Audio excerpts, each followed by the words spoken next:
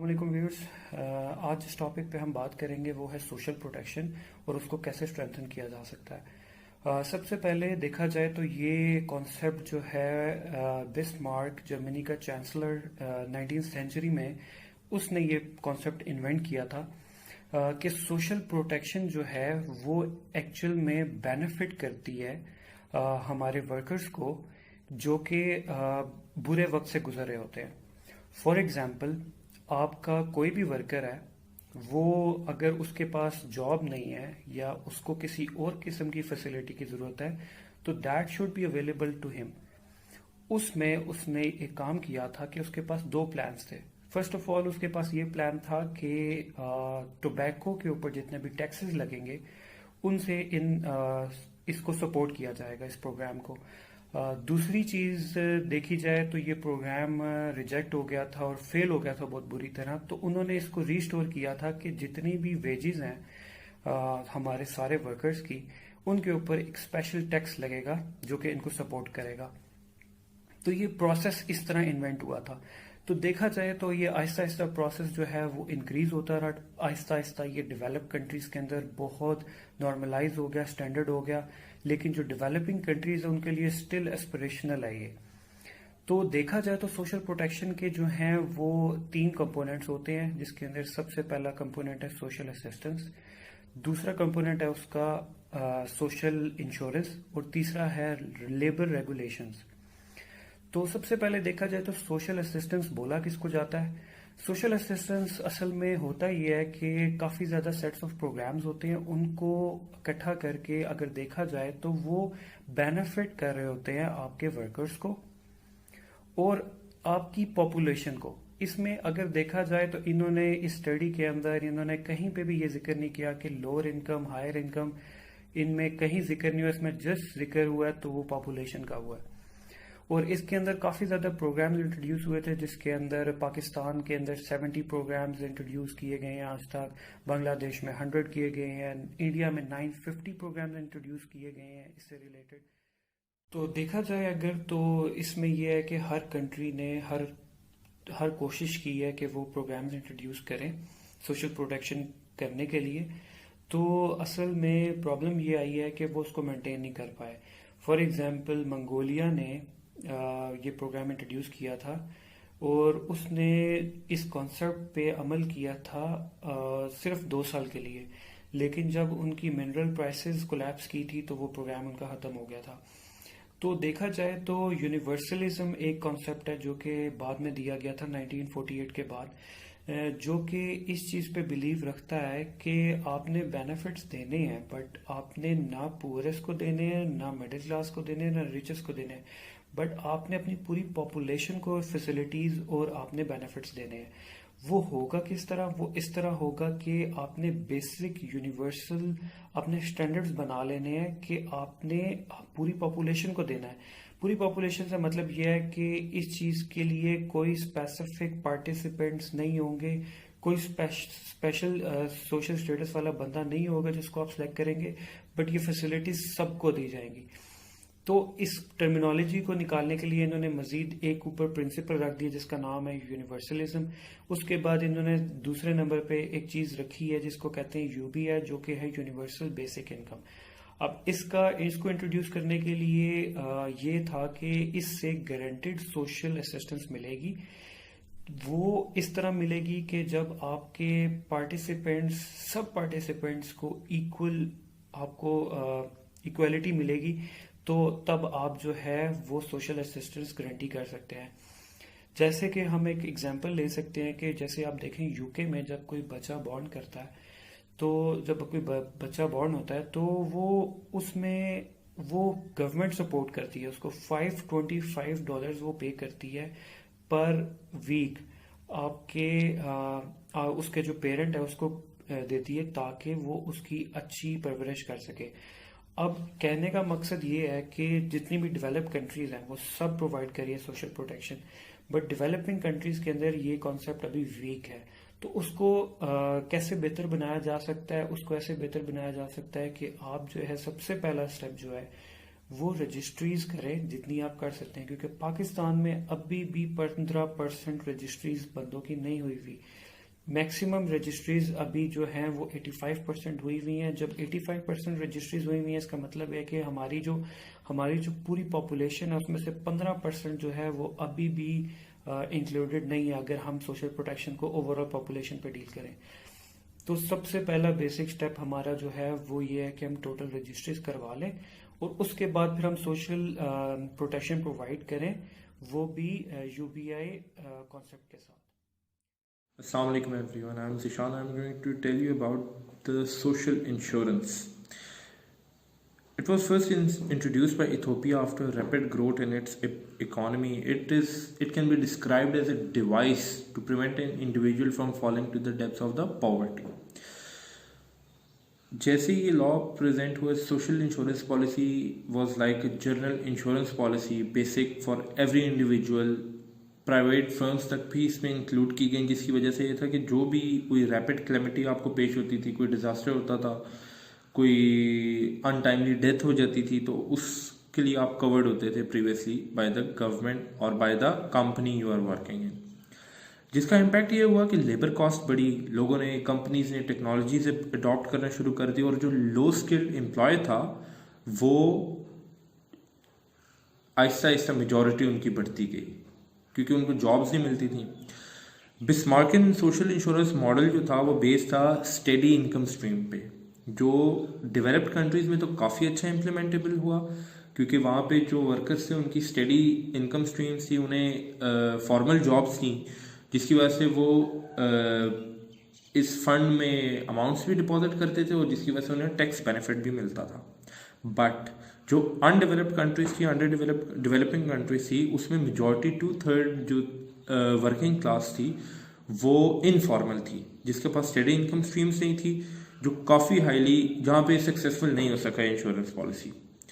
जिस तरह इंडिया में 1 out of every 10 person is informal worker, तो वहाँ पे ये सक्सेसफुल नहीं हो सकी, और इवेंचुअली जो डायनामिक्स चेंज हो रहे थे, रिलेशनशिप चेंज हो रहे थे एम्प्लॉय और एम्प्लॉयज़ के, उसके तहत ये मॉडल चेंज होना चाहिए था।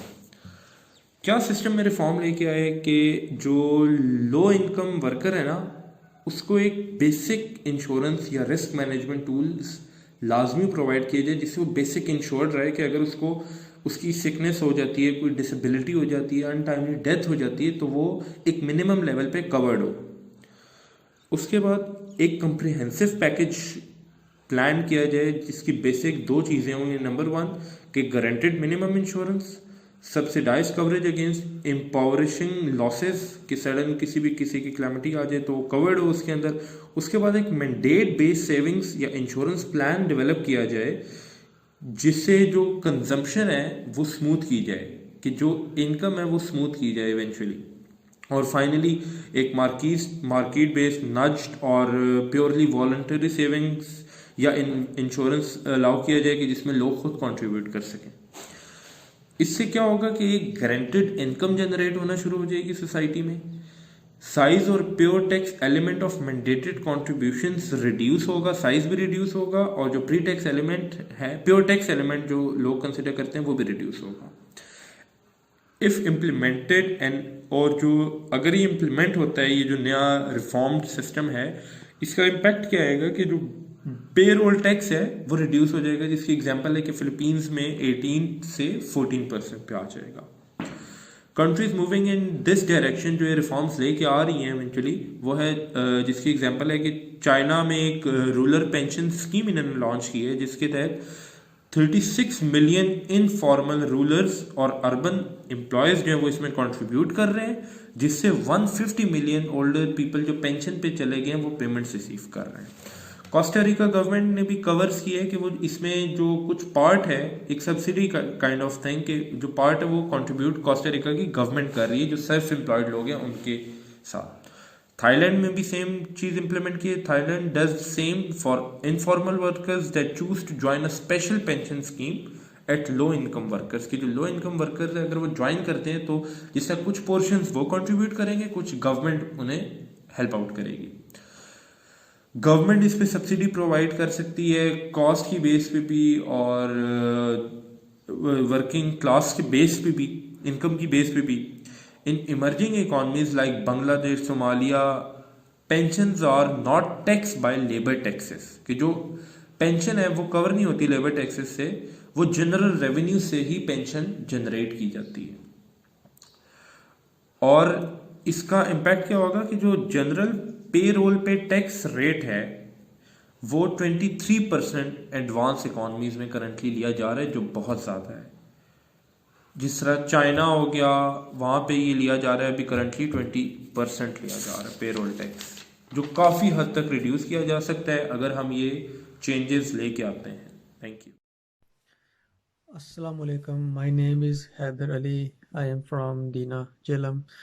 So currently I am doing MBA executive from the Beria University, Islamabad, and currently second semester is going on. So अच्छा, तो आज हम जिस टॉपिक पर बात करने वाले हैं वो है लेबर रेगुलेशंस। तो पहले हम इस पे बात करें, हम पहले बात कर लेते हैं स्ट्रेंथिंग सोशल प्रोटेक्शन ये है क्या और ये क्यों ज़रूरी है आजकल, ये क्यों इसकी इतनी अहमियत बढ़ गई है। तो बेसिकली ये एक ना कुछ पॉलिसीज़ हो सकती हैं, कुछ रूल्स हो सकते हैं, कुछ प्रोग्राम्स हो सकते हैं। ये इसलिए बनाए जाते हैं क्योंकि ये इसमें जो है क्वालिटी लेवल ऑफ एजुकेशन फ्राहम की जाए उन लोगों को जिनके लिए ये बनाया गया है, ठीक है। इसमें उनकी हेल्थ का भी या वो उसकी केयर के लिए भी इकदाम किए जाते हैं, ठीक है।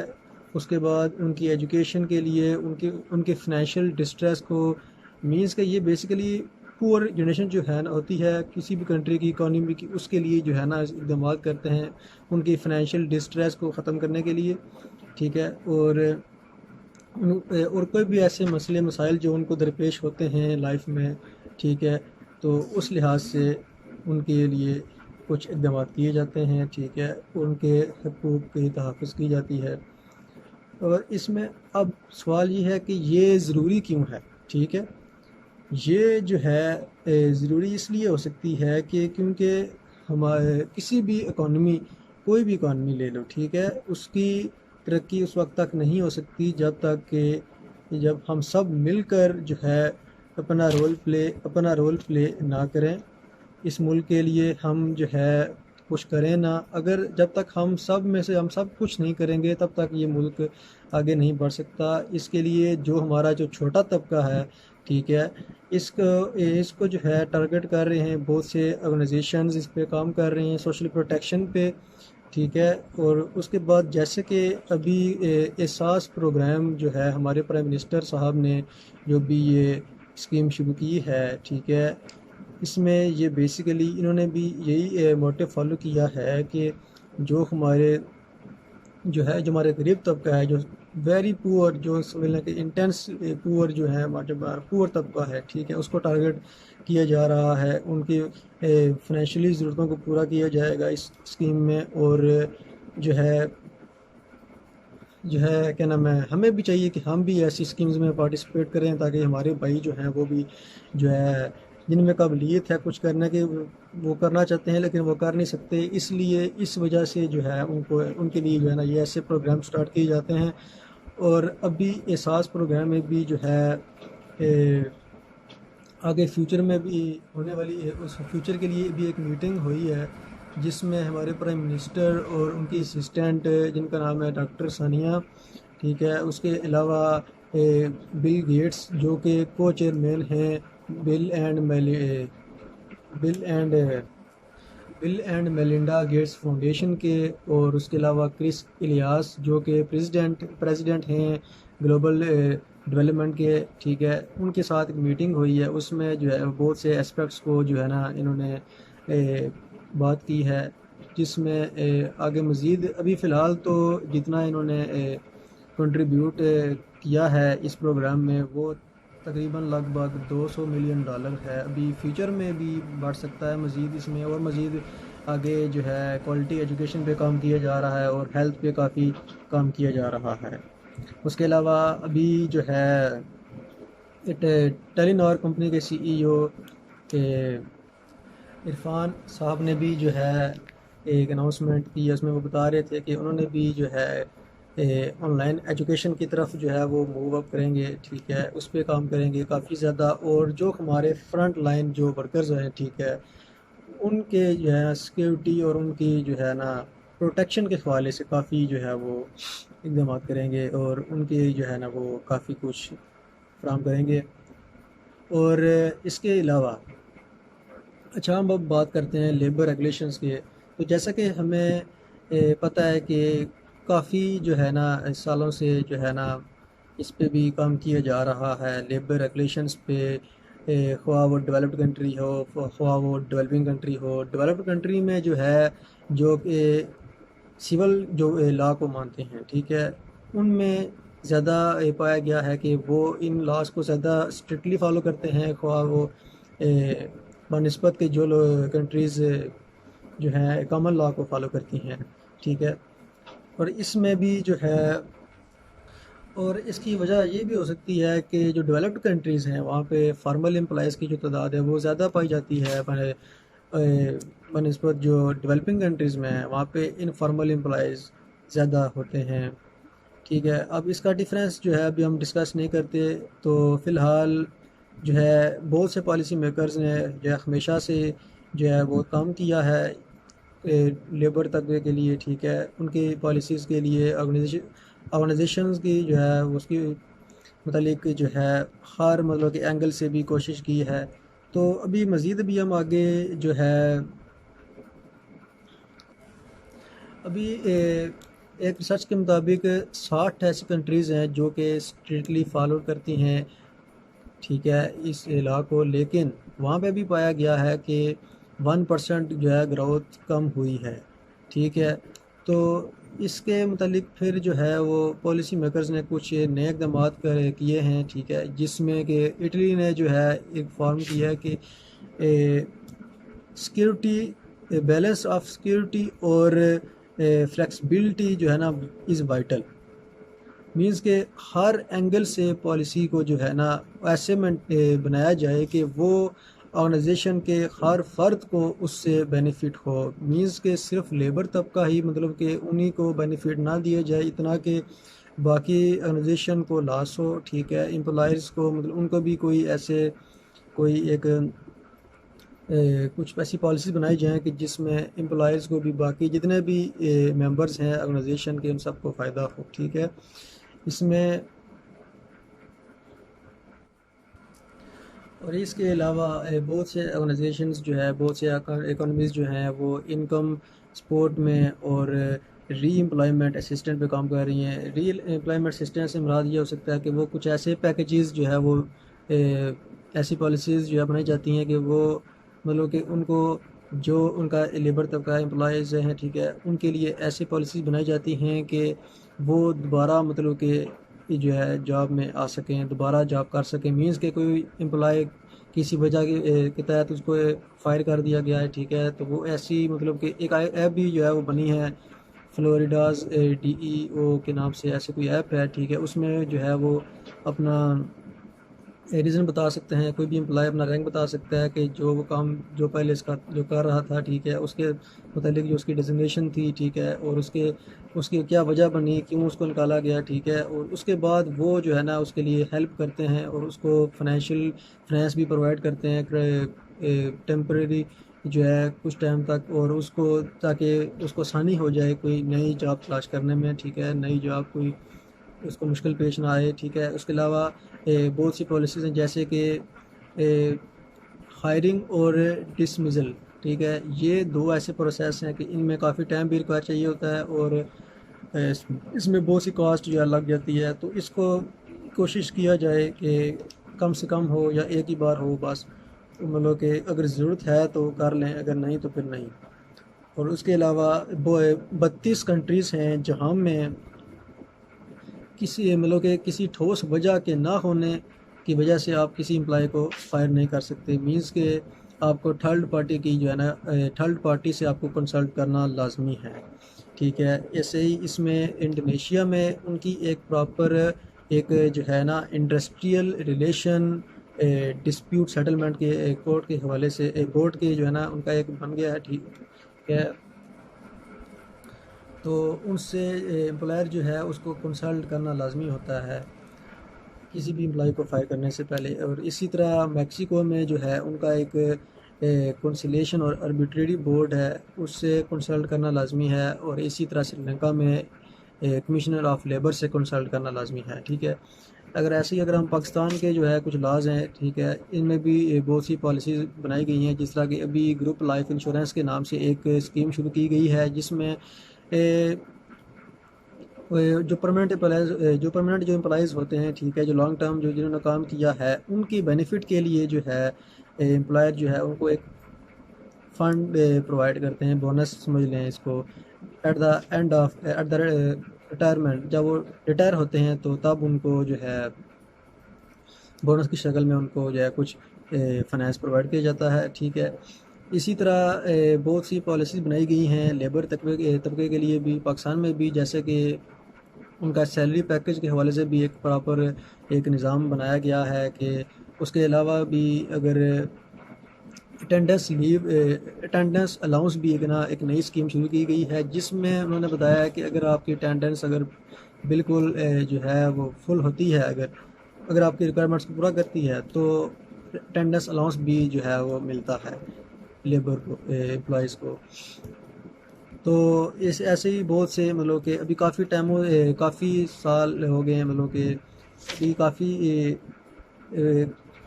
काफ़ी काम हो रहा है इस सोशल प्रोटेक्शन पे, काफ़ी काम हो रहा है। और हर साल ये जो है रेशो बढ़ती जा रही है, डबल होती जा रही है।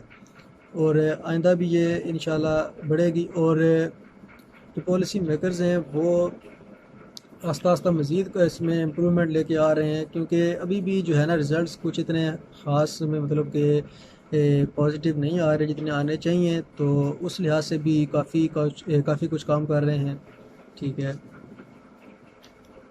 चलें, आज के लिए इतना ही है। अल्लाह हाफ़िज़।